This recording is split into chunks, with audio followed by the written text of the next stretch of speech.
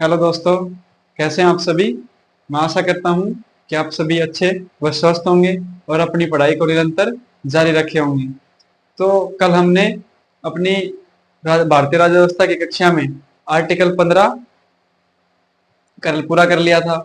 आज हम आर्टिकल 16 अनुच्छेद 16 को पूरा करेंगे, जो कि अवसर की समानता के बारे में है। तो देखिए, हमने जिस प्रकार अपना स्ट्रक्चर बनाया था कि समानता के अधिकार को दो भागों में बांटा था, समानता और समान संरक्षण, उसी आधार पर हम आर्टिकल 16 को करेंगे। तो देखिए, आर्टिकल 16 क्या कहता है? अवसर की समानता। अवसर की समानता समानता इसको भी हम दो भागों में बांटेंगे। इसी प्रकार इसमें समक्ष समानता में पहले आता है आर्टिकल 16(1), जिसमें कहा गया है कि राज्य राज्य किसी भी राज्य सभी नागरिकों को सभी नागरिकों को नियुक्ति व रोजगार में अवसर की समानता देगा। अवसर की समानता देगा, यानी सभी को समान अवसर मिलेगा, चाहे वो किसी भी जाति धर्म से हो, लिंग से हो, जन्म स्थान कुछ भी हो उसका। इस यही बात दोबारा आर्टिकल 16(2) में कही गई है कि नियुक्ति राज्य नियुक्ति व रोजगार नियुक्ति व रोजगार में किसी भी नागरिक के साथ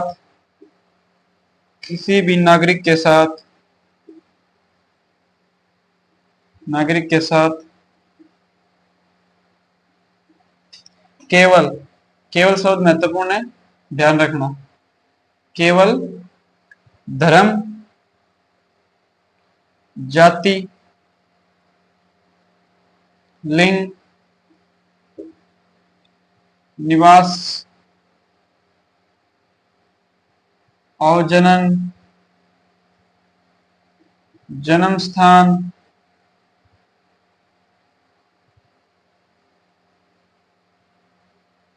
के आधार पर भेदभाव नहीं करेगा।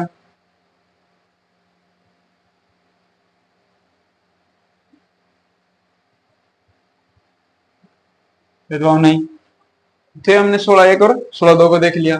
इसी प्रकार समान संरक्षण, यानी कि राज्य, हमने पढ़ा था समानता के अधिकार में कि राज्य किसी महिला और बच्चों के उत्थान के लिए व पिछड़े वर्गों के लिए विशेष उपाय करेगा, ताकि वो भी जो मुख्य धारा है उसके बराबर बराबर आने के बाद भी समानता का अधिकार हो जाएगा उनका।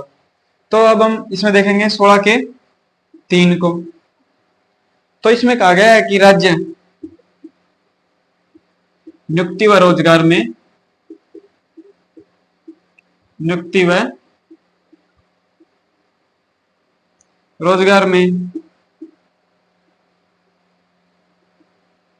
निवास स्थान के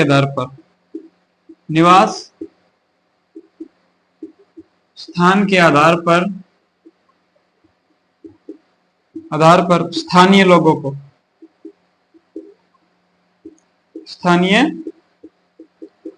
को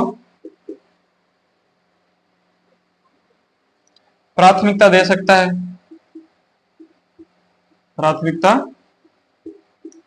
है। अच्छा, इसे भूमिपुत्र का सिद्धांत कहते हैं। यानी इसका सिंपल मतलब यह है कि सबसे पहले आपका जिस स्थान पर, जिस राज्य में आपका जन्म हुआ है, तो उस राज्य में नियुक्ति और रोजगार में सबसे पहले उसके संसाधनों पर आपका अधिकार होगा। यानी ऐसे ऐसे समझिए, जैसे अभी यूपी पुलिस की परीक्षा थी। यूपी पुलिस की परीक्षा में यूपी पुलिस के राज्य के लोगों ने, नागरिकों ने भी फॉर्म में अप्लाई किया है, वही हरियाणा के नागरिकों ने भी अप्लाई किया है और अन्य राज्यों के नागरिकों ने भी अप्लाई किया है। तो भूमिपुत्र का सिद्धांत कहता है कि जो उत्तर प्रदेश जो राज्य है, वो नियुक्ति और रोजगार में सबसे पहले प्राथमिकता वहां के लोग, स्थानीय लोगों को देगा। यानी हरियाणा वाले और अन्य राज्यों को प्राथमिकता उनके बाद में देगा। तो ये भूमिपुत्र का सिद्धांत है। इसी प्रकार 16 का 4 है, 16 का 4, जिसमें बताया गया कि राज्य नियुक्ति व रोजगार में, नियुक्ति व रोजगार में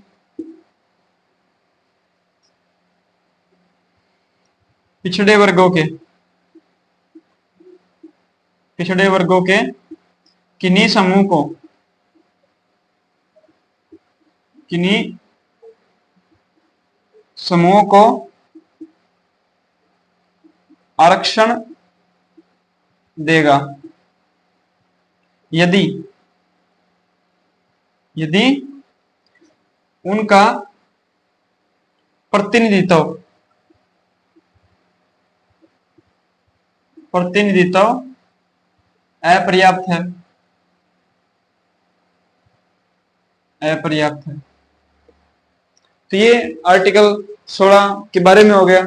अच्छा, अब मैं इसमें केवल शब्द का तात्पर्य बताना भूल गया था, क्योंकि मैंने कहा था कि केवल शब्द महत्वपूर्ण है। देखिए, राज्य नागरिकों के साथ केवल जाति, धर्म, लिंग, निवास और जन्म स्थान के आधार पर भेदभाव नहीं करेगा। यानी केवल शब्द का मतलब यह है कि अन्य आधार पर भेदभाव किया जा सकता है, जैसे कि शारीरिक क्षमता, शारीरिक योग्यता, शैक्षणिक योग्यता के आधार पर भेदभाव किया जा सकता है।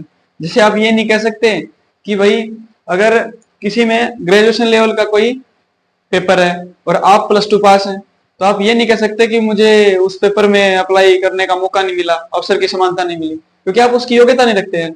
वैसे ही आप किसी भर्ती में आप ये नहीं कह सकते, यदि उसमें हाइट 170 सेंटीमीटर मांगी हुई है और योग्यता +2 पास और आप +2 पास हैं, लेकिन आपकी हाइट नहीं है, तो आप ये नहीं कह सकते मुझे अवसर की समानता नहीं मिली। यानी कि इन आधारों पर, केवल इन आधारों पर भेदभाव नहीं होगा, योग्यता और शैक्षणिक आधार पर भेदभाव किया जा सकता है राज्य द्वारा। तो ये हो गया हमारा इन दोनों के अंदर डिफरेंस, और हमारा आर्टिकल 16 हो गया। अच्छा, अब इसके अंदर पिछड़ा वर्ग और आरक्षण की बात आई है, और कल हमने कहा था कि हम आपके लिए एक आरक्षण पर एक डिटेल में वीडियो लेके आएंगे। तो अब आज हम आरक्षण के बारे में आपको डिटेल से समझाने वाले हैं, तो आप देखिए आगे।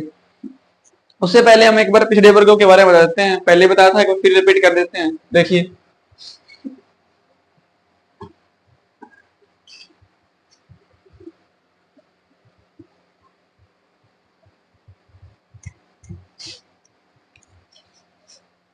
देखिए पिछड़ेपन का आधार क्या है, पिछड़ेपन का अर्थ या अभिप्राय क्या है, अर्थ क्या है। तो उच्चतम न्यायालय ने ये कहा है, उच्चतम न्यायालय ने कहा है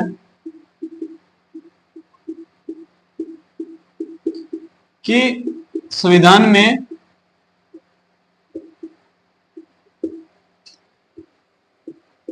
जो पिछड़ापन है, संविधान में पिछड़ापन नंबर 1 सामाजिक व शैक्षणिक आधार पर है, शैक्षणिक है, आर्थिक आधार पर आरक्षण नहीं दिया गया है, आरक्षण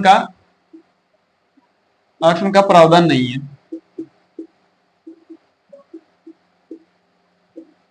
प्रावधान नहीं है। तो देखिए, पिछड़ेपन का अर्थ यह है कि उच्चतम न्यायालय ने माना है, और हमारे संविधान में भी ये पता चलता है पढ़ने के बाद गहनता से, कि हमारे संविधान में भी और उच्चतम न्यायालय में कहा है कि जो हमारे संविधान में जो आरक्षण की व्यवस्था है वो आर्थिक आधार पर नहीं है। आर्थिक आधार का मतलब है कि कौन अमीर है कौन गरीब है, यानी पैसे से जो गरीब है उसके लिए आरक्षण नहीं किया गया है। आरक्षण सामाजिक और शैक्षणिक वर्गों के लिए है। सामाजिक यानी कि जो ऐसे व्यक्ति जिसको समाज में किसी समूह द्वारा या किसी जातियों द्वारा, किसी वर्गों द्वारा निम्न जातियों को प्रताड़ित किया गया था, उनका शोषण किया गया था, यानी उनको मनुष्य ही नहीं समझा जाता था। अच्छा, शैक्षणिक स्तर पर जिनको पढ़ने का अधिकार ही नहीं रहता था, ऐसे व्यक्तियों के लिए हमारे संविधान में आरक्षण की व्यवस्था की गई है, ताकि वो व्यक्ति भी मुख्य धारा में अन्य उच्च जातियों के बराबर आ सके और एक फेयर कंपटीशन हो सके। आर्थिक आधार बताया मैंने, अमीर गरीब के आधार पर नहीं दिया गया है। तो ये है पिछड़ेपन का अर्थ। अब हम आरक्षण के बारे में समझेंगे, गहनता से, पूरे ध्यान से समझिएगा आरक्षण को।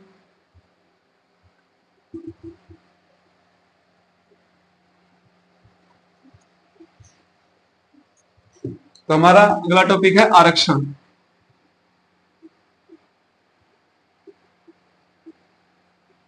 आरक्षण, तो देखिए, मैं आपसे हाथ जोड़ के प्रार्थना करूंगा कि इस टॉपिक को समझने से पहले आप पूरी तरह से निष्पक्ष हो जाइए, क्योंकि ये सामाजिक न्याय से जुड़ा हुआ मुद्दा है और सबसे विवादित मुद्दा है ये। क्योंकि मैंने पहले बताया था कि आरक्षण आज के समय में आरक्षण राजनीति का विषय बन गया है, इसमें राजनीति होने लगी है, राजनीति का विषय बन गया है।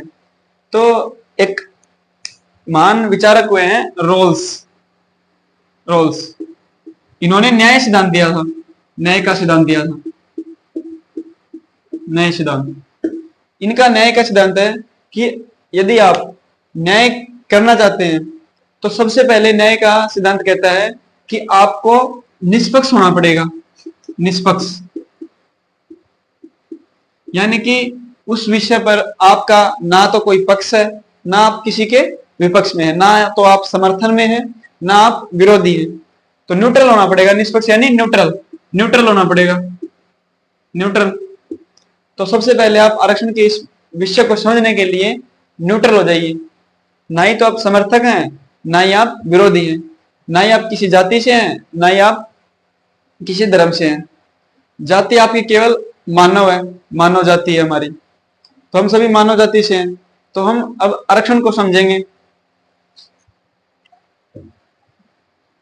देखिए, सबसे पहले हम आरक्षण में समझेंगे कि आरक्षण नंबर 1 है क्या, नंबर 2 क्यों है, नंबर 3 है तो क्या सही है या गलत है, सही या गलत, गलत।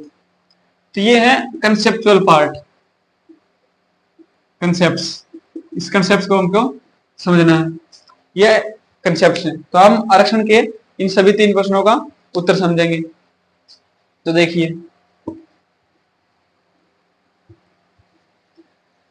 तो आरक्षण को समझने से पहले सबसे पहले समानता और भेदभाव, इन दोनों शब्दों के अर्थों को और इनको गहराई से समझना आवश्यक है। अगर इन दोनों शब्दों को हमने समझ लिया तो हम आरक्षण के कंसेप्ट को लगभग समझ जाएंगे।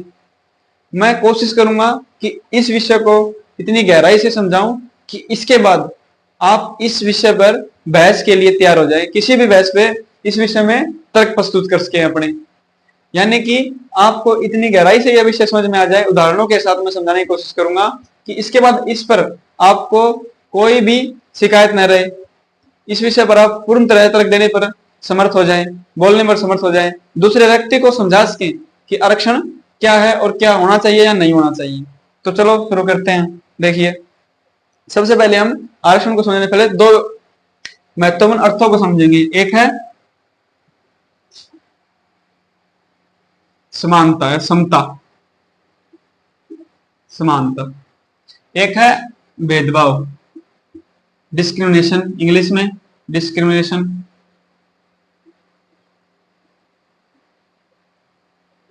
नेशन यानी कि इक्वेलिटी, इक्वेलिटी। ठीक है, तो हम इक्वेलिटी को समझते हैं। देखो, कल भी हमने बताया था कि इक्वेलिटी 2 प्रकार की है, तार्किक, अतार्किक, उदाहरण के माध्यम से। आज फिर हम और गहराई से समझेंगे। देखिए, इक्विटी समानता, समानता 2 प्रकार की है, नकारात्मक और सकारात्मक।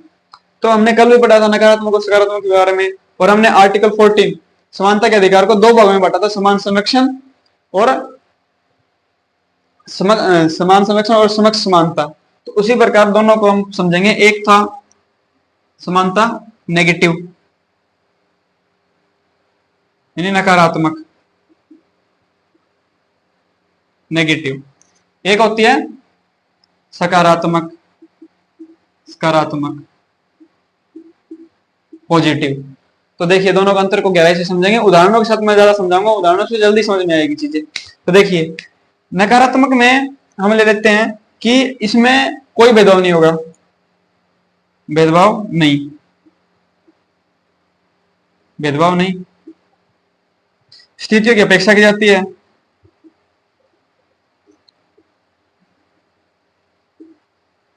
उपेक्षा। नकारात्मक दक्ष समझने के लिए मैं समानता को समझाने के लिए उदाहरण देता हूं आपको। आप मान लीजिए कि एक माँ है, इसको साफ कर देता हूं।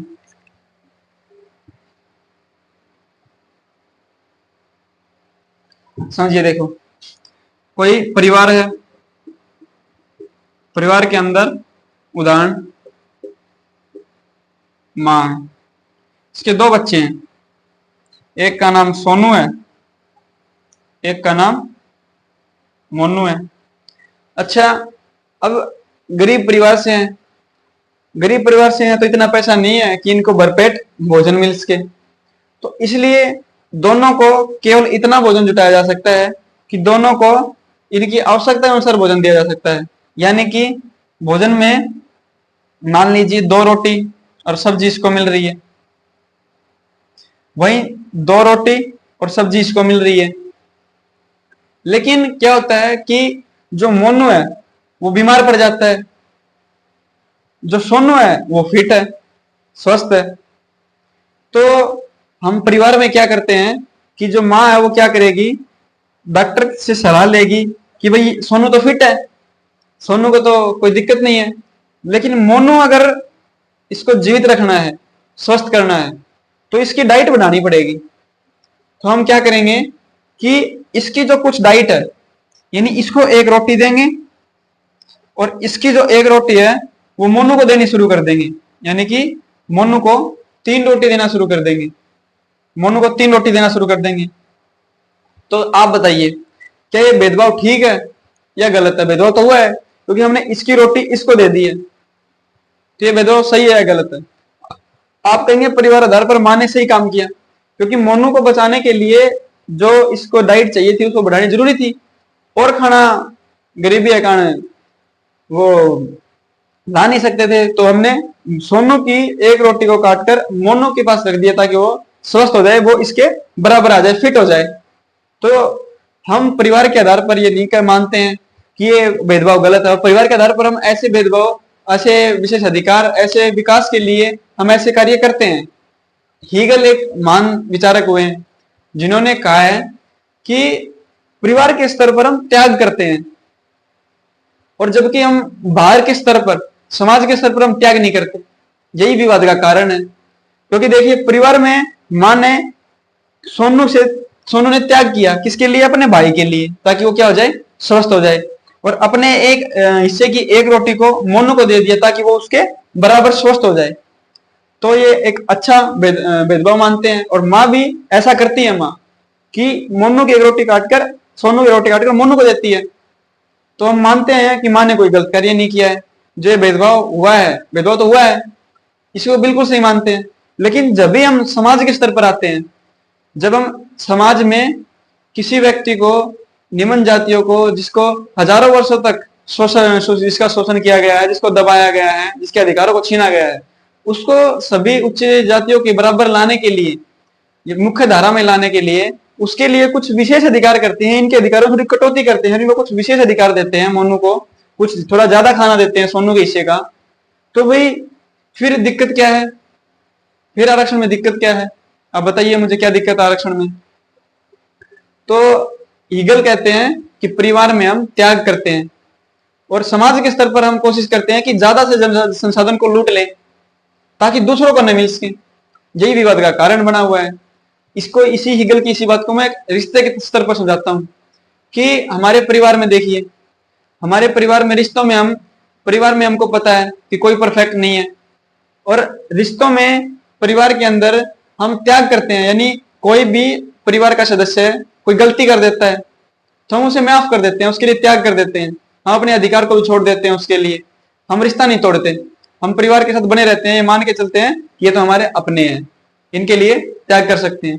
लेकिन वही रिश्ता अगर किसी बाहर के व्यक्ति के साथ है, आपका पसंद का व्यक्ति हो सकता है, कोई भी हो सकता है, अगर वही रिश्ता बाहर के किसी व्यक्ति के साथ है, उससे अगर कोई छोटी सी भी गलती हो गई, जानबूझ के नहीं हो करता कोई भी गलती, छोटी सी भी कोई गलती हो गई तो आप तुरंत रिश्ता तोड़ देते हैं, वहां आप त्याग नहीं करते, वहां आप बिल्कुल भी त्याग नहीं करते, वहां आप सीधा रिश्ता का तोड़ देते हो। तो ऐसा माना गया ईगल के द्वारा, कहा गया है कि व्यक्ति परिवार के स्तर पर त्याग करता है, जबकि समाज के स्तर पर वो त्याग बिल्कुल भी नहीं करता, सिर्फ संसाधनों को लूटने की कोशिश करता है। तो मैंने एक रिश्ते के स्तर पर बताया कि रिश्ते को टूटने का कारण क्या है, कि बाहर के रिश्ते क्यों नहीं टिक पाते, क्योंकि हम अपने परिवार के सदस्यों के प्रति त्याग करते हैं, उनकी गलतियों को माफ कर देते हैं, कभी रिश्ता नहीं तोड़ते, ये समझकर कि अपने हैं। अगर यही सिद्धांत हम परिवार का यही सिद्धांत अगर हम समाज पर भी लागू कर दें तो विवाद रहेगा ही नहीं। लेकिन हम क्या करते हैं, समाज पर ऐसा लागू करते नहीं है, समाज पर हम कहते हैं कि नहीं, जो आरक्षण दलित जातियों को दिया जा रहा है वो गलत है, जबकि हम परिवार में ऐसा बहुत बार करते हैं। तो ये पहला उदाहरण से समझ में आया।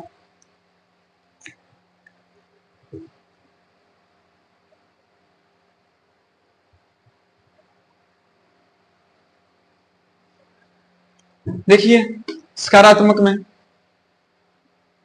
सकारात्मक समानता का सकारात्मक अधिकार जो अमेरिका से लिया गया है, मैंने बताया था पिछली कक्षा में समानता के आधार में कि समान संरक्षण करना पड़ता है। तो समानता के अधिकार में क्या होता है, अमेरिका का विचार है, इसमें हम किसी के लिए क्या करते हैं, थोड़ा विशेष प्रावधान करते हैं ताकि वो भी उसका स्तर भी बराबर हो जाए, इसलिए हम इसमें सकारात्मक, इसमें भेदभाव किया जाता है, क्योंकि वो भेदभाव नहीं कहेंगे, हम उसकी मदद कहेंगे कि मदद की जाती है। अच्छा, अब हम भेदभाव को समझेंगे। भेदभाव के भी दो प्रकार हैं, भेदभाव के दो प्रकार है, कल पढ़ा था हमने तार्किक अतार्किक, आज थोड़ा और गहराई से पढ़ेंगे। इसके भेदभाव के दो उदाहरणों को देखिए। एक उदाहरण है पहला शोषणकारी, एक भेदभाव होता है शोषणकारी, शोषणकारी भेदभाव। एक भेदभाव है संरक्षणात्मक भेदभाव, संरक्षणात्मक भेदभाव। देखिए दोनों में अंतर देखिए। शोषणकारी भेदभाव होता है जब हम किसी व्यक्ति का शोषण करते हैं। अच्छा उदाहरण देखिए, ब्रिटिश काल में अंग्रेजों के लिए अलग कानून, भारतीयों के लिए अलग कानून। अमेरिका में देखिए श्वेतों के लिए अलग कानून, काले लोगों के लिए, जबकि गोरे लोगों के लिए, अश्वेतों उनके लिए अलग कानून। अंग्रेजों के समय में काले और गोरों के लिए अलग अलग कानून थे। उसी प्रकार महिलाओं के लिए अलग कानून, पुरुषों के लिए अलग कानून। पर हमारे समाज में इतिहास से ही महिलाओं के साथ बड़ा शोषण किया गया है। देखिए जब कोई पुरुष मर जाता है तो महिलाओं को सती प्रथा के तहत सती बनना पड़ता है, वहीं जब किसी महिला की मृत्यु आती है तो पुरुष सती नहीं बनता, पुरुष दूसरी वाइफ ले आता है, दूसरी पत्नी, दूसरा विवाह कर लेता है। तो महिला के साथ हमेशा शोषण होता है, तो ये शोषणकारी भेदभाव है। वहीं हम देखते हैं संरक्षणात्मक भेदभाव। संरक्षणात्मक भेदभाव में है किसी की दूसरे की व्यक्ति की मदद करना, यानी भेदभाव करेंगे लेकिन किसी की मदद करने के लिए। तो ये ऐसे अधिकार को अच्छा बनाता है। हमारे संविधान में भेदभाव का, संरक्षणात्मक भेदभाव को अपनाया गया है, जिसे प्रोटेक्टिव कहते हैं इंग्लिश में, प्रोटेक्टिव डिस्क्रिमिनेशन। तो इसके अंदर उदाहरण देखिए, बड़ी भीड़ में, बसों में किसी महिलाओं को सीट दे देना, यानी कि महिला को, वृद्ध व्यक्ति को, वृद्ध को सीट देना। तो हमने क्या किया है, हमने इनके शोषण को रोका है, कि इनका संरक्षण किया, इनको बचाया है, इनके अधिकार को बचा लिया है। हमें पता है कि एक वृद्ध व्यक्ति, 70 साल का वृद्ध व्यक्ति कभी भी ट्रेन में या किसी सफर में, भीड़ में ज्यादा समय तक खड़ा नहीं रह सकता है। तो एक 25-30 साल का युवा यदि खड़ा होकर उसको सीट दे देता है, सीट का अधिकार देता है, या उसके लिए राज्य कोई अलग से सीट निर्धारित कर दी, ये वृद्धों की सीट है, ये महिलाओं के लिए आरक्षित डिब्बा है। जैसे दिल्ली में मेट्रो में देखेंगे आप कि एक महिलाओं के लिए स्पेशल डिब्बा आरक्षित है। तो क्या पुरुषों के साथ ये भेदभाव हो रहा है? भेदभाव नहीं है। युवाओं के साथ भेदभाव है? भेदभाव नहीं है सीटें आरक्षित करना, क्योंकि हमने उनका, राज्य ने उनके अधिक भेदभाव को, संरक्षणात्मक भेदभाव अपनाया है, उनका, उनकी मदद की है, उनके अधिकार की, उनके अधिकार का बचाव किया है। तो इस प्रकार हम देख सकते हैं कि भेदभाव और समानता के समझने के बाद लगभग आरक्षण का मुद्दा समझ में आने लगता है कि हाँ, आरक्षण दिया किस वजह से जा रहा है क्या आरक्षण? तो आरक्षण केवल एक सामाजिक न्याय का तरीका है, जिसमें शोषित वर्गों को, जिसका शोषण हुआ हजारों वर्षों से, दलित समुदायों का, नीची जातियों का, उच्च किन्हीं वर्गों के उच्च जातियों के द्वारा शोषण किया जा रहा है, तो उनका मदद करके उनके अधिकारों का, उनके शोषण को बचाने के लिए हमने उन्हें कुछ विशेष उपाय किए हैं उनके लिए राज्य ने, जिससे वो भी उसी मुख्य धारा में आ जाएं जिस मुख्य धारा में उस जाति के लोग हैं। तो इस प्रकार दोनों शब्दों को हमने समझा है। अच्छा, अब हम इसके और उदाहरण देखें ताकि और अच्छे से समझ में आए। तो देखिए, समाज के स्तर पर भी देखेंगे।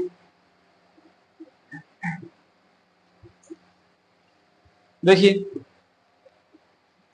जैसे व्यक्ति ए है, एक व्यक्ति बी है, इसके पास, इसके माँ बाप के पास 5 से 6 एकड़ जमीन है।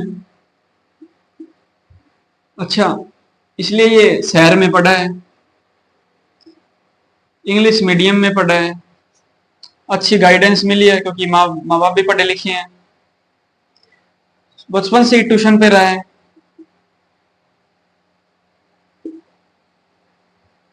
और ये उसके कारण, ये सब होने के कारण ये सफल हो रहा है, सफल हो जा रहा है, अच्छी योग्यता हासिल कर रहा है। वही एक बी व्यक्ति है जो गांव का है, सरकारी स्कूल में पढ़ा है, और सरकारी स्कूल में आपको व्यवस्था पता ही है, टीचर उपलब्ध नहीं होते हैं, स्कूल में हर जगह झाड़ियां खड़ी हुई हैं, घास उगा हुआ है। साथ में ये हिंदी मीडियम से पढ़ा है, साथ में नो गाइडेंस, कोई गाइड करने वाला नहीं है, कोई ट्यूशन नहीं है, कोई ट्यूशन नहीं है।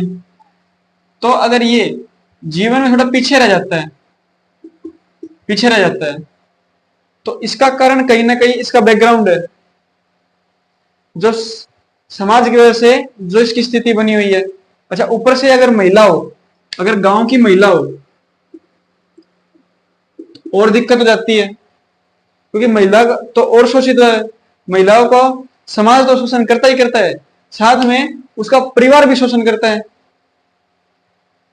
क्योंकि महिला का शोषण पुरुष भी करता है, पुरुष, क्योंकि हमारा समाज पितृसत्तात्मक है, तो पिता ही अंतिम रूप से हर चीज का निर्णय करता है, महिलाओं से कोई निर्णय नहीं लिया जाता है, उसकी पसंद नापसंद कोई हमें मतलब नहीं है, हर भाई व पिता तय करता है कहाँ जाना है, क्या पहनना है, क्या करना है, क्या नहीं करना है, सब पिता और भाई तय करता है।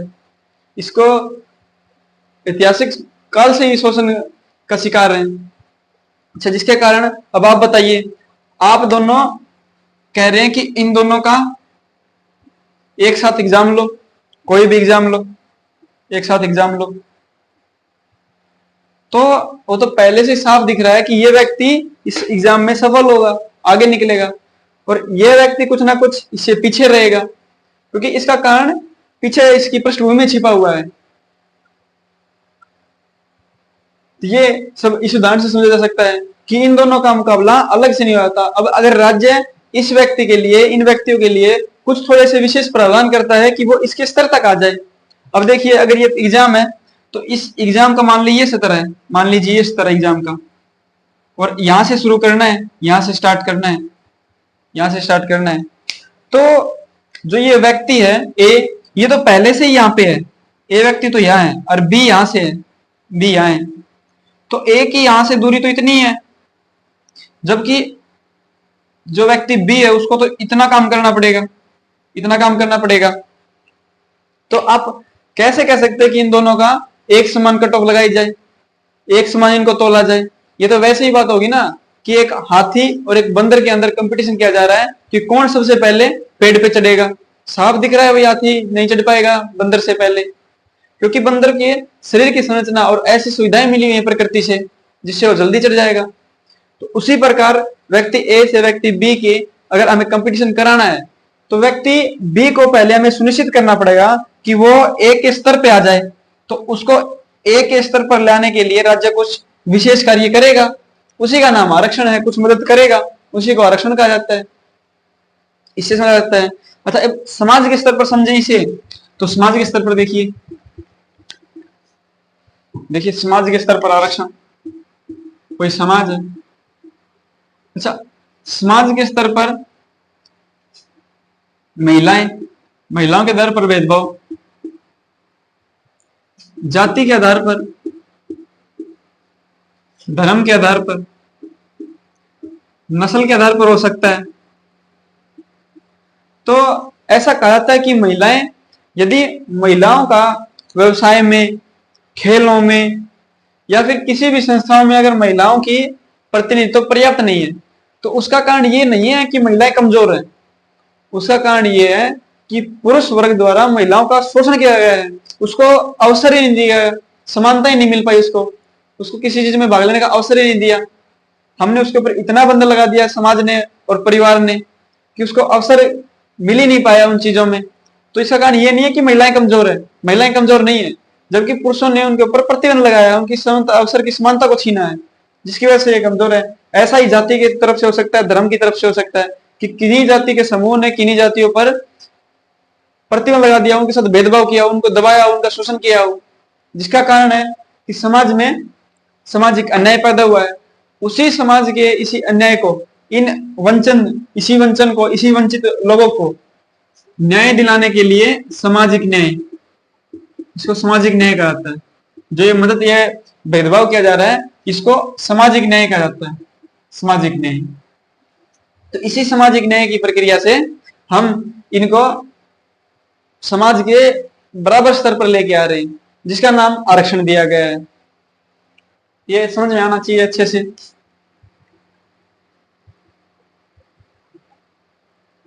अच्छा, अब अगर आप कह रहे हैं कि अभी आरक्षण समाप्त हो गया, अगर आपको आरक्षण का अच्छे से समझना है, अगर ये देखना है कि हमारे समाज में कितना भेदभाव था, तो आपको मैं एक कहानी बताता हूं।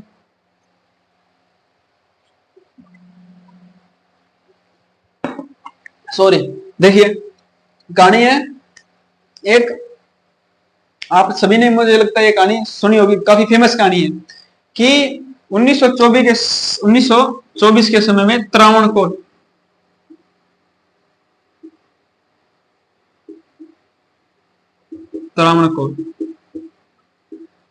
में, इस राज्य में ऐसे कर लगाए जाते थे कि जो नीची जाति के व्यक्ति थे, उनको जो अपना सिर है वो उठा के नहीं चलना होता था उच्च जातियों के व्यक्तियों की तरफ, उनको हमेशा सिर नीचा रखना पड़ता था। यदि ऊंचा सर रखना है तो उन्हें कर देना पड़ता था। अगर कोई व्यक्ति उच्च जातियों के लोगों के सामने अगर ऊंचा सिर रख के चलता था तो उसे कर देना पड़ता था। अच्छा, ऐसे ही दिल दहलाने वाली एक और कहानी है जिसको सुनते हुए हमें अपने समाज पर शर्मसार होना पड़ता है कि ऐसी भी भेदभाव हमारे समाज में होता था निम्न जाति महिलाओं के साथ। तो ये कहानी काफी फेमस कहानी है कि इसी राज्य में महिलाओं पर, दलित महिलाओं पर, निम्न जाति की महिलाओं पर, उच्च जाति की पुरुषों के सामने, उच्च जाति के व्यक्तियों के सामने अपने सतनों को उगाड़ कर चलना होता था, यानी अपने स्तनों पर कपड़े नहीं ढकने होते थे। और किसी महिला को अगर कपड़े पहनने हैं तो उसका उसे कर देना होता था। कितनी शर्म की बात है। तो एक महिला ने इसका विरोध किया, तो विरोध करने के बाद जब ये बात राजा तक पहुंची तो उसे बुलाया गया, कर देने के लिए बुलाया गया। तो महिला ने परेशान होकर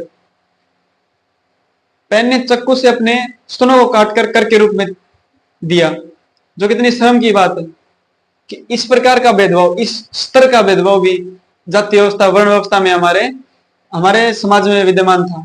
और आज हम कहते हैं कि ये आरक्षण किस लिए दिया जा रहा है। तो जब ऐसी दिल दहलाने वाली हम भेदभाव को सुनते हैं, जिसमें एक व्यक्ति को केवल मनुष्य ही नहीं समझाता है कि वो व्यक्ति मनुष्य भी नहीं है, ऐसा नहीं है कि ये भेदभाव केवल हमारे भारतीय समाज में ही है। ऐसे भेदभाव विश्व के हर समाजों में, हर देशों में उपलब्ध थे। अमेरिका को देखिए, वहां स्लेवरी व्यवस्था थी, जो और लोगों के लिए जो कानून थे वो गुलाम के लिए थे, गुलामों को पीटा जा सकता था, कहीं भी भेजा जा सकता था, श्वेत और अश्वेत लोगों के साथ भेदभाव किया जाता था। इसी प्रकार ये भेदभाव किसी ना किसी स्तर पर हर देश में, हर समाज में प्रस्तुत था। तो ऐसी कहानियां से हम, और ऐसा नहीं है कि आज खत्म हो गए, आज के व्यक्ति कहते हैं कि अब तो भेदभाव खत्म हो गया, अब तो आरक्षण को खत्म करना देना चाहिए। लेकिन आप अभी भी यूट्यूब पर सर्च कीजिए कि दलित व्यक्तियों को जिंदा जला देने वाली घटनाएं, आपके सामने इतनी वीडियोज आ जाएंगी एमपी की, बिहार की, कि दलित व्यक्तियों को अपने अधिकार मांगने पर या कि खेतों में काम करने पर या अपने अधिकार मांगने पर जिंदा जला दिया गया है। अनेक लोगों को जिंदा जला दिया गया है। ऐसी घटनाएं आज भी विद्यमान है और हम कह रहे हैं कि भेदभाव खत्म हो गया है, जाति व्यवस्था खत्म हो गई है, आरक्षण की कोई आवश्यकता नहीं है। तो ऐसे समाज में इस प्रकार का विद्यमान भेदभाव विद्यमान होने पर जो काफी शर्म की बात है हमारे लिए कि हम ऐसे समाज में रहते हैं जहां इस लेवल का, इस स्तर का भेदभाव किया जाता है। तो ये ऐसे कहानियां हैं जिनको हम सुन के आरक्षण के समझ सकते हैं कि आरक्षण कितना आवश्यक है, किसी वंचित वर्गों के उत्थान के लिए कितना आवश्यक है, कितना जरूरी है। तो इसी प्रकार देखिए, इसी में हम समझते हैं कि देखिए कुछ लोग, अब इसके हम अंतिम पक्ष, निष्कर्ष और इसके विरुद्ध आलोचना को देख लेते हैं। देखिए, एक है इसका समर्थन, एक है इसका विरोध। देखिए, समर्थन में क्या है? समर्थन में कहा गया है कि देखो लोकतंत्र है, और लोकतंत्र में सबकी समान भागीदारी होनी चाहिए, यानी कि समान भागीदारी के लिए इसका आरक्षण का होना आवश्यक है, ये समर्थक ऐसा कहते हैं। दूसरा, समावेशी विकास, यानी सबका साथ सबका विकास। समावेशी विकास के लिए संसाधनों का वितरण समान होना बहुत आवश्यक है, क्योंकि अगर संसाधनों का वितरण है, क्योंकि सारी लड़ाई है संसाधनों की। अंतिम रूप से कोई व्यक्ति चाहता क्या है कि हमारे पास, हमारी जाति के पास, हमारे वर्ग के पास ज्यादा से ज्यादा संसाधन हो, दूसरों के संसाधनों को भी हम हड़प लें, तो संसाधनों का वितरण समान हो। मैं आपको एक रिपोर्ट बताता हूं, वर्ल्ड बैंक की रिपोर्ट है, सिस्टमेटिक डायग्नोस्टिक 2018 की रिपोर्ट है। इस रिपोर्ट में कहा गया है कि भारत के 10% अमीर व्यक्तियों के पास भारत की कुल संपत्ति का 90% हिस्सा विद्यमान है, और वहीं भारत की 90% गरीब जनसंख्या के पास, गरीब लोगों के पास भारत के कुल संपत्ति का केवल 10% हिस्सा विद्यमान है। तो देख लीजिए हमारे भारत में कितना समावेशी विकास है, और फिर हम कहते हैं कि आरक्षण गलत है। हमारे भारत की कुल संपत्ति का अधिकार केवल 10 व्यक्तियों के पास सीमित हो चुका है, 10% व्यक्तियों के पास सीमित हो चुका है। अब विरोध में पहला कारण देते हैं कि ये विपरीत भेदभाव है,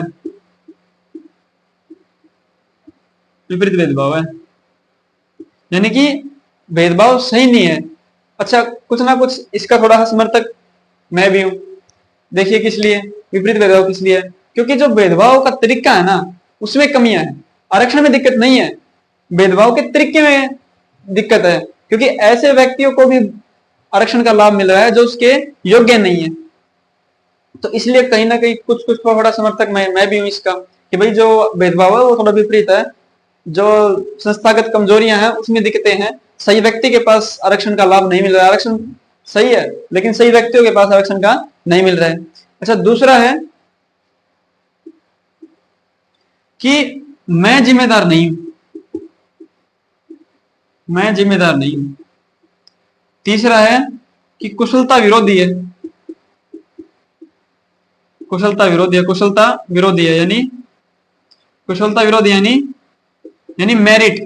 यानी मेरिट वाले जो व्यक्ति हैं उनको हम खो देंगे, उसका ये विरोध करता है आरक्षण।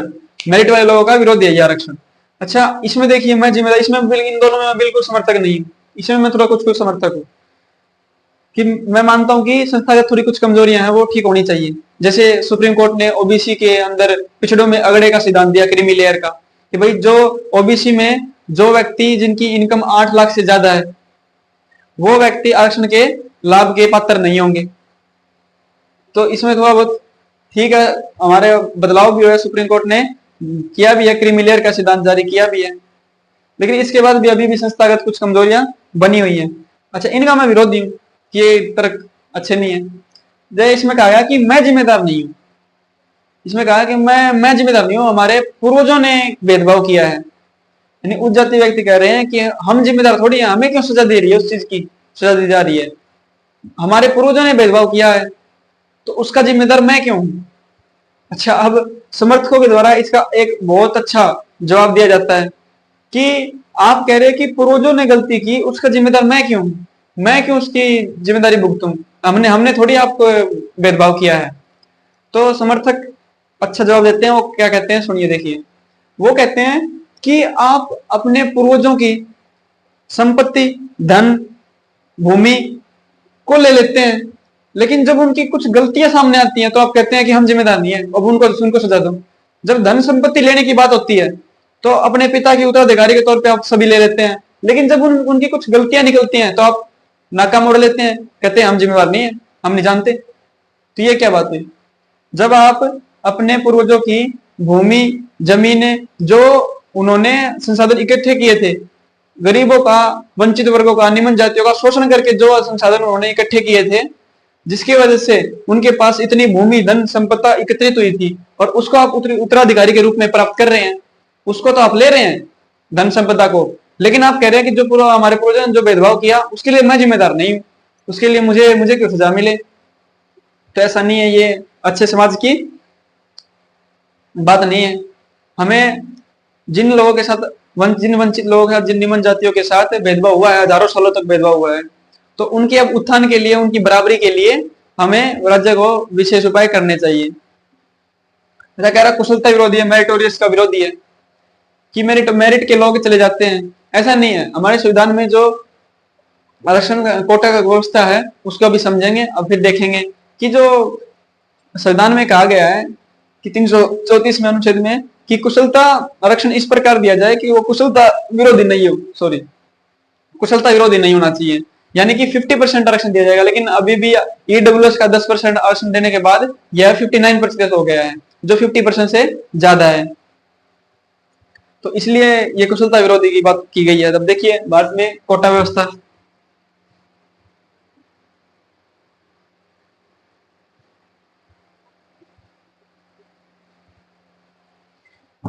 भारत में देखो ऐसा कहा जा रहा है कि अभी जो जाति व्यवस्था है वो खत्म हो रही है, तो आरक्षण भी खत्म होना चाहिए। आप मुझे ये बताइए कि क्या कोई किसी जाति का व्यक्ति अपने लड़के और लड़कियों की शादी दूसरी जाति के व्यक्ति के साथ, उसकी लड़की और लड़कियों के व्यक्ति के साथ कर रहा है, शांति से हो जा रही है? नहीं हो पा रही ना। आप ये बताइए, क्या कोई उच्च जाति का व्यक्ति निम्न जाति के व्यक्ति के घर पे जब वो पूछता है कि चाय पी लीजिए, तो क्या वो चाय पी लेता है? उसका क्या जवाब आता है कि नहीं, मैं तो अपने घर पे पीऊंगा, या फिर मैं चाय पीता ही नहीं हूं।